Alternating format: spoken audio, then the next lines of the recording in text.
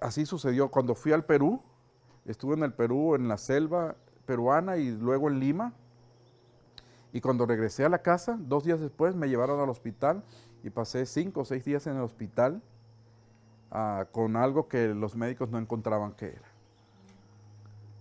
Entonces dije, quizás es que estoy haciendo algo mal. Y en efecto, estaba haciendo algo malo, estaba yendo en mis fuerzas, orando, claro que sí, oraba, pero tengo que ser honesto, pues más en mis fuerzas que en la oración.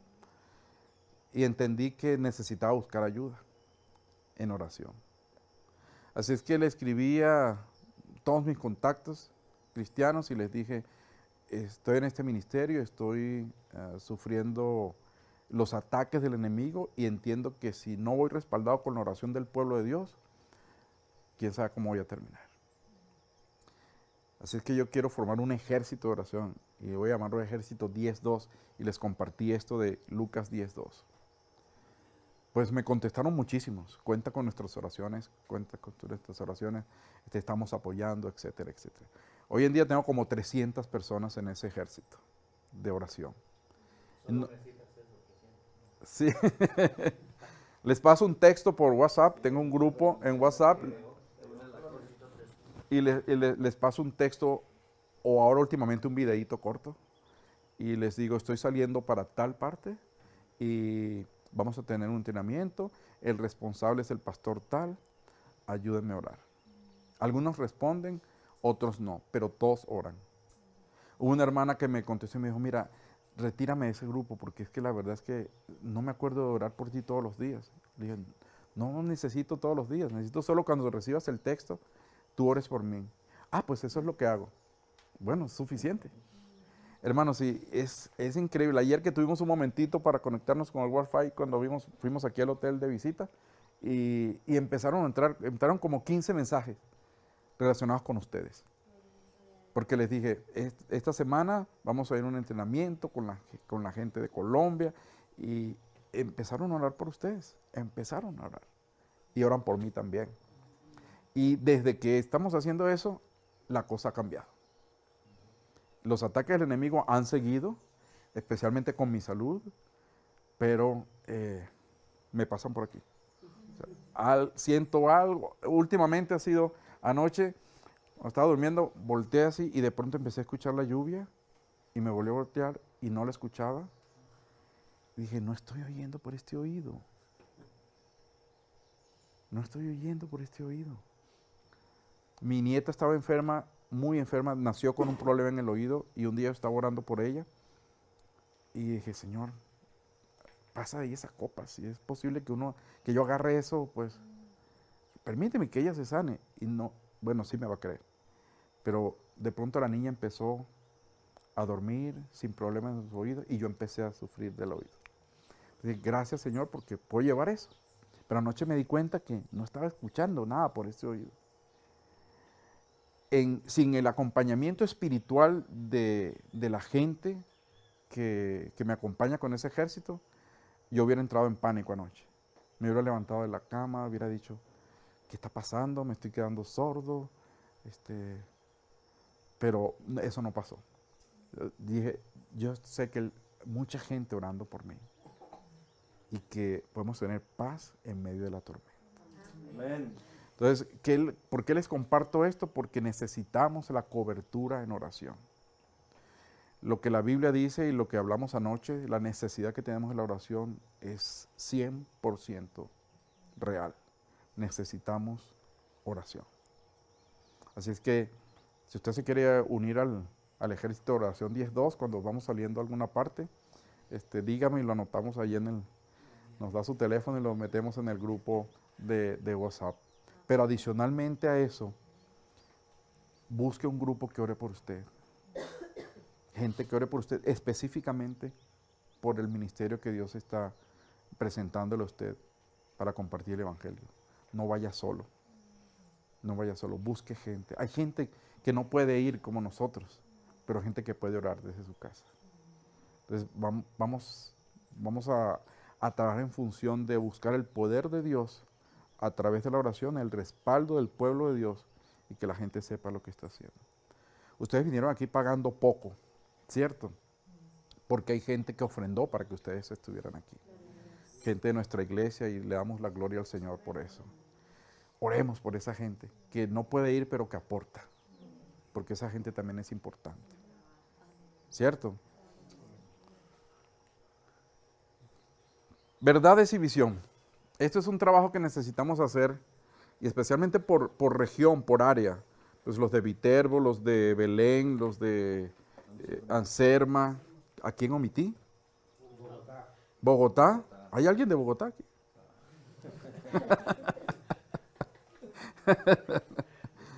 Pues su merced está aquí. De España. ¡Ey! ¿Ya empezó el rapto y se llevó a Manuel primero? ¿O no? Ok. Antioquia. ¿Del Barça hay alguien? Aunque no, ese no es una ciudad. Entonces vamos a pensar un poquito en esto como región. Si están sentados dispersos y de pronto se pueden unir un momentito para pensar un poquito en esto por ciudad, por región. ¿Cuánta gente, cuál es la población? Yo sé que Anderson hizo ese trabajo exacto, ¿verdad? ¿Contaste a la señora que murió anoche? Sí, pero nacieron dos, así es que... Anderson, ¿cuántos hay en Viterbo? 12.238 habitantes. Exactamente. 1.000 cristianos. De los cuales 1.000 son creyentes. Eso es importante, hermano, eso es importante. Porque eso nos da una perspectiva.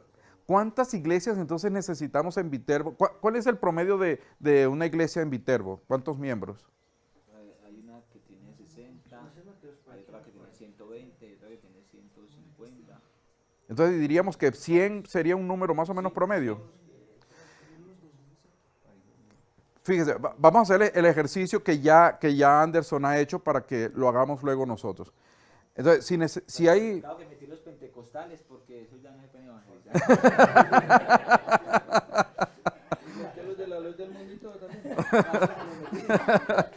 Ahora, ¿nos quedan como cuánto? ¿Como 11.000? 11.200. 11.200 para evangelizar. Si la iglesia promedio tiene en Viterbo, tiene 100, ¿cuántas iglesias de 100 necesitamos para meter a esos 11.000? Muchas, ¿como cuántas? ¿Cuántas? Bueno, ingeniero, usted tiene habilidad con los números. ¿100 cuántas? 112 iglesias necesitamos en Viterbo, como de 100 personas. Vamos a pensar en números ahora. ¿Cuánto necesitamos para tener una iglesia como esa de 100 con un aparatito por lo menos para que el pastor cante, ¿verdad? Y unas bocinitas como esta. Más o menos como cuánto necesitamos. Y unas sillas para que la gente se siente, para no tenerlas de pie. Cuenta el local, si lo va a comprar o lo va a rentar. Gastos de servicios, hay que pagar electricidad, hay que pagar impuestos. El arriendo, probablemente pues al empezar el pastor va a empezar sin sueldo, pero pues no lo puede tener porque los pastores no son espíritus glorificados, también comen, ¿verdad? Ajá. Por mucho que ayuden. Si tienen hijos, pues imagínate. ¿Cómo cuánto entonces necesitamos por cada iglesia? ¿Cuántos millones de pesos necesitamos? Sí. 2 millones de pesos. Más. Es que no te... Es que... Empezando se ayuda mucho. Empezando se ayuda mucho. Si come puro arroz, 2 millones. Ok. Entonces, ¿cuánto? ¿Unos 5 millones? ¿3? Cuando vemos la cantidad de gente que hay que no conoce a Cristo. Y hemos dicho algunas cosas interesantes como lo que costaría tener tantas iglesias. La otra cosa es cuánto tiempo nos llevaría evangelizar a esta gente. En Hechos capítulo 19, 8 al 10, encontramos unos datos interesantes acerca del trabajo de Pablo. ¿Alguien quiere leerlo? Hechos 19, 8 al 10. Si trajo Biblia, si no, pues acérquese un creyente que seguramente trajo Biblia. Es un buen momento para disimular con el teléfono también y chequear los textos y uno piensa que está, mirar el WhatsApp y piensa que está leyendo. A ver. Y entrando Pablo en la sinagoga, habló con denuedo por espacio de 3 meses, discutiendo y persuadiendo acerca del reino de Dios. Pero endureciéndose en algunos y no creyendo, maldiciendo el camino delante de la multitud, se apartó de ellos y separó a los discípulos, discutiendo cada día en la escuela de uno llamado Tirano. Así continuó por espacio de 2 años, de manera que todos los habitantes de Asia, judíos y griegos, oyeron la palabra del Señor Jesús. Imagínense. ¿Pasó 3 meses hablando con quién? Dice el primer versículo. No, hablando con quién, dice ahí. Por 3 meses, no. Hablaba con denuedo, ¿verdad? Ese señor denuedo. Estas son las cosas que la gente saca en esos videos para atacar a los cristianos. Entonces sacan esto. Mire, este hermano ni siquiera sabe estudiar la Biblia y ponen ese pedacito donde yo dije que pasó 3 meses hablando Pablo con denuedo. Y ahí lo dejan. Ve que este hermano no sabe Biblia. Por eso hay que tener cuidado con esos videos que uno encuentra y tratar de verlo completo a ver si la persona realmente dijo algo tan horrible como eso. Después del mal chiste, pues encontramos ahí. Por eso es que es malo. Sí. Así que Pablo habló 3 meses con denuedo, con el hermano denuedo. Sí. Pero aquí sí vendría o no. ¿Cuánto tiempo se tardó el ministerio para alcanzar a todos en Asia? 2 años. 2 años y unos 2 meses. 2 años y unos 6 meses. Por ahí, ¿verdad? Se cree que la población en ese tiempo, cuando Pablo estaba evangelizando, se cree que la población de Asia eran entre 8 y 10 millones. Y no dice que todos creyeron, pero sí dice que todos escucharon. Entonces, si no creo que ninguna de las ciudades donde ustedes están tengan de 8 a 10 millones. Así que en teoría deberían tardarse menos de 2 años. ¿Verdad? Por ejemplo, si allí son 11,000 que faltan, pues un par de días. Un par de días y ya. Ahora, Pablo no estaba solo. Pablo contaba con un equipo, unos Timoteos, unos hombres fieles, otros. Y así, de esa manera, desarrollando el ministerio de esa manera, pudieron alcanzar a esta gente. ¿Cómo? Y evangelizaban todos los días.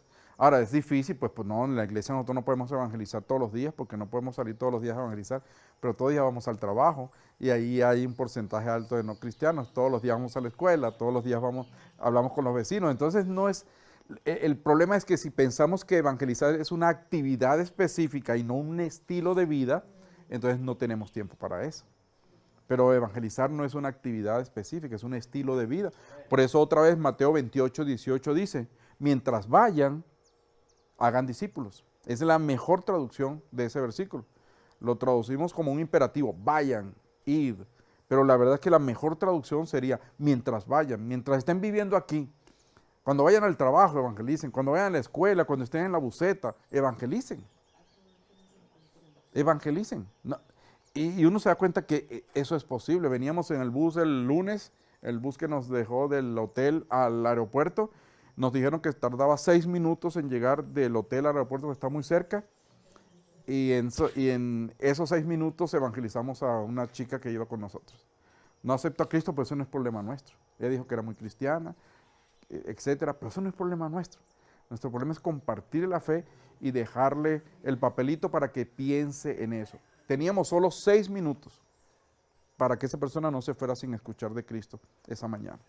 Entonces, mientras vayan, hagan discípulos. Es lo que el Señor dijo. Mientras vayan, hagan discípulos. ¿Cuál es entonces nuestra visión? Romanos 15, 23. ¿Qué dice Romanos 15, 23?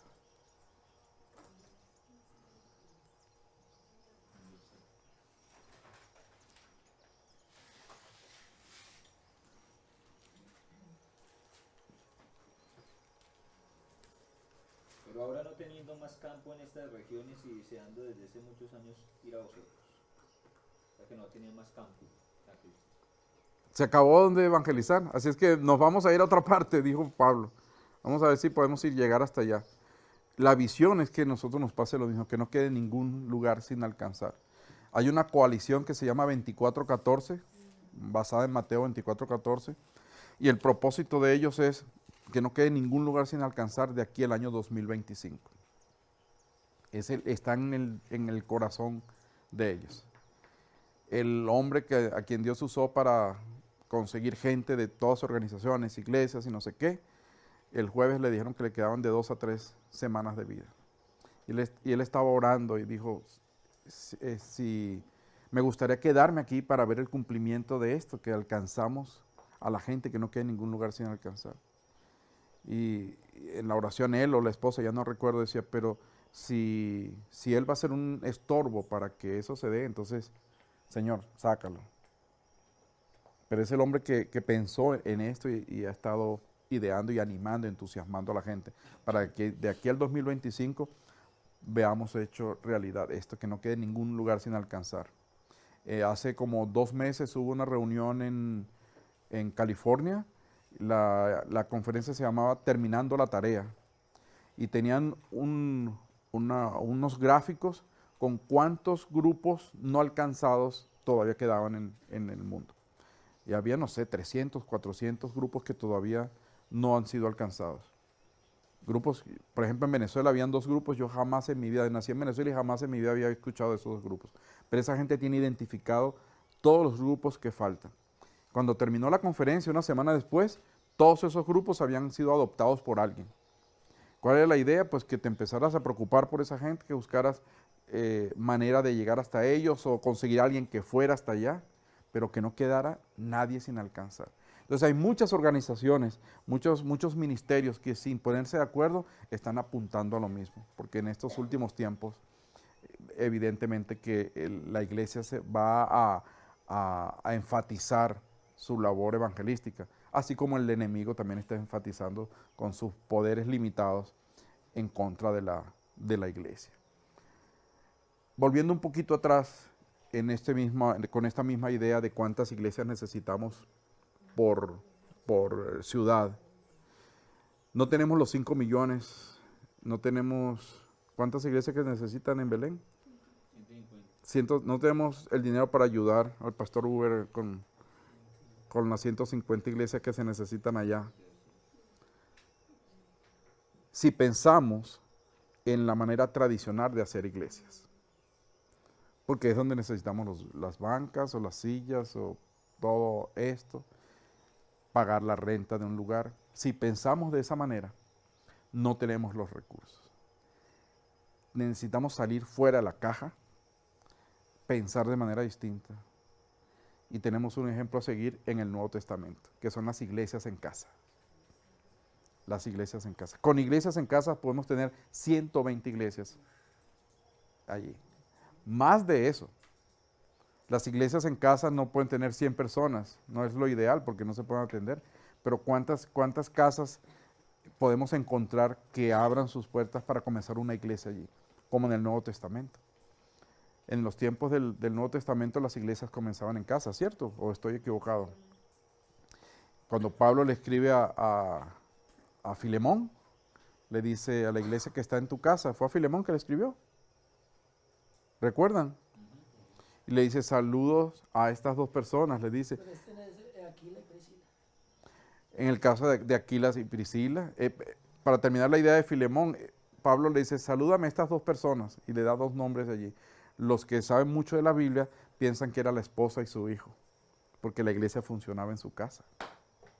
Tenemos otros ejemplos como lo que el pastor mencionó ahorita, y hay muchísimos. Y sabemos históricamente que la iglesia funcionaba en las casas. Así funcionaba. ¿Qué tal si volviéramos a un modelo como ese para hacer crecer a la iglesia? En una ciudad que hemos visitado en el pasado, un pastor comenzó a hacer esto. Y tenía tantos grupos que una vez al mes reúne todos los grupos rentan un lugar grande, una vez al mes se reúnen, tienen un tremendo culto, una adoración como la que tuvimos nosotros esta mañana aquí, tiene una buena predicación, una buena palabra, y el resto del tiempo lo pasan en sus grupos pequeños. Entonces pagan una vez al mes por eso. En Ecuador, un grupo empezó a reunirse en un parque, y no se podía reunir los domingos porque había muchas mujeres cuyos esposos no eran cristianos.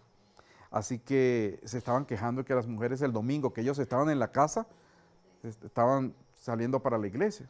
Entonces ellos decidieron reunirse los sábados y en un parque. Y lo que ha pasado es que pues ya van los niños se divierten allí, juegan, algunos esposos han llegado porque la gente está trayendo comida, entonces los esposos vienen a ver qué es lo que están haciendo en el parque. No es una iglesia para ellos, porque el 60% de las personas no cristianas no quieren ir a una iglesia. Pero el 70% de ellos, si usted los invita a una casa o a otro sitio neutral, allí van a ir. Entonces, quizás es que hemos dado malos ejemplos en algunas ocasiones, digo como iglesia, ¿verdad? Pastores que en vez de pastores parecen lobos, gente que tiene mal testimonio, hermanos que tienen mal testimonio en su barrio, hermanas sí que usan las faldas largas pero la lengua también. Entonces, ese tipo de cosas, ¿verdad? Hombres que son hombres de negocio que estafan a sus clientes y son cristianos, se llaman cristianos. Entonces, hemos dado un mal testimonio. Por eso algunas personas no quieren ir a la iglesia. Pero si usted los invita a algún sitio a tener un estudio bíblico, esa gente va a ir porque tienen necesidad espiritual. La necesidad espiritual tiene una forma que solamente se llena con Dios. Entonces, esa gente va a ir allí. ¿Qué tal si empezamos a romper el molde y empezamos a buscar esos sitios? Como ese parque, o como le pasó a mi amigo Kevin, que algunos de ustedes han escuchado la historia. Fue a un sitio de hamburguesas, de donuts, Dunkin' Donuts, y fue a comprar su café y su dona, que es el desayuno espiritual, y se sentó allí, empezó a hablar con un hombre, y después de un rato el hombre aceptó a Cristo. Y entonces Kevin le dijo, ¿qué tal si nos vemos aquí de nuevo para mostrarte cómo seguir creciendo en tu nueva relación con Dios? Y ahí empezaron a verse en ese negocio, en Dunkin' Donuts. Y un día Kevin llegó, después que llegó este hombre, que había llegado un poco más temprano, y cuando él se acercó a la mesa, estaba hablando con otro y le dijo, te presento a tal persona que acaba de hacer la oración para restaurar su relación con Cristo. Al cabo de poco tiempo, tenían 8 personas allí en la iglesia Dunkin' Donuts. No pagaban renta, no pagaban servicios, y se reunían y él estaba llevando un grupo discipular. Curiosamente, este hombre también el Señor lo llamó a ir a otra parte del mundo después que fortaleció allí ese ministerio. En una ocasión hablaron sobre el bautismo y en el método que utilizamos dejamos que la gente fije metas relacionadas con la lectura que se ha tenido ese día. Así es que cuando él dijo, bueno, ¿qué meta nos fijamos? La gente dijo, nos queremos bautizar. Así es que el sábado siguiente se fueron a la playa, se bautizaron, pasaron un día agradable allí y de esa manera cumplieron con el mandato del Señor. ¿Qué hora es? Ok. ¿Quieres orar, Jeff? Amén.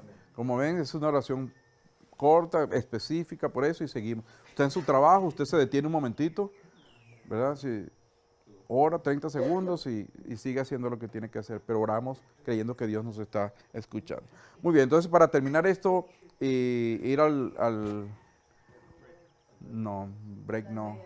las medias 9,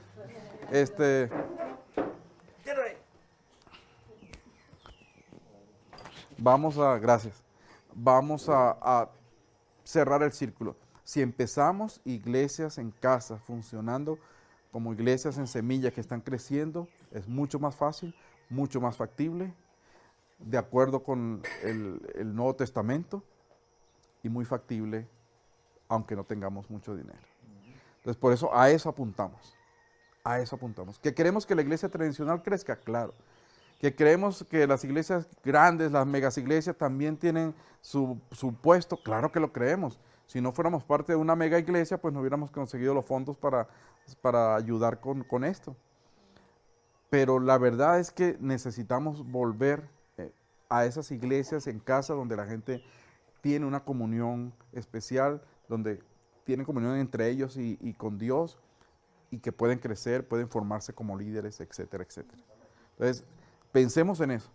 ¿Cuán factible es para nosotros comenzar iglesias en casa? ¿Cómo